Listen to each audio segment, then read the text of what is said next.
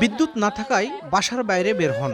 তখনই একদল দুর্বৃত্ত মুখ চেপে ধরে অপহরণ করে নিয়ে যায় ইউনিয়ন পরিষদ মেম্বার আব্দুল মতিনকে। পরে মারধর করে চেতনানাশক ঔষধ খাইয়ে ধারালো অস্ত্র দিয়ে জখম করে ফেলে যায়।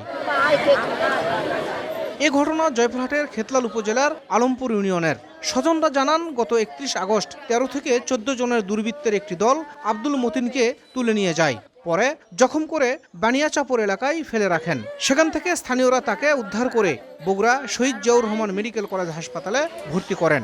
1 মাস 3 দিন চিকিৎসাধীন থাকার পর বৃহস্পতিবার মারা যান তিনি। বিদ্যুৎ যখন চলে গেছে তখন বাইরে বার আছে গরমের জন্য, প্রচন্ড গরম। আমার ভাই তো কোনো কারো ক্ষতি করেনি, নির্দোষ মানুষের কি জন্য ক্ষতি করা হলো?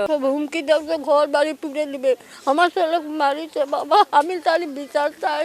একটা সুষ্ঠু তদন্তের মাধ্যমে যারা অভিযুক্ত এবং তাদের এক শাস্তি চাই। দুর্বৃত্তদের হাতে এইভাবে দুর্বৃত্তায়নভাবে সে মার খালো, আমরা এর সুষ্ঠু তদন্ত এবং বিচার চাই। এদিকে এ ঘটনায় 7 জনের নাম উল্লেখ সহ আরও 5 থেকে 7 জনকে অজ্ঞাত আসামি করে মামলা করা হয়।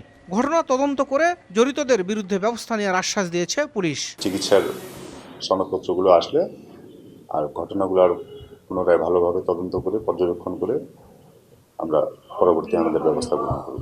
আব্দুল মতিনের এক ছেলে সন্তান রয়েছে। শাহিদুল ইসলাম সবুজ, সময় সংবাদ, জয়পুরহাট।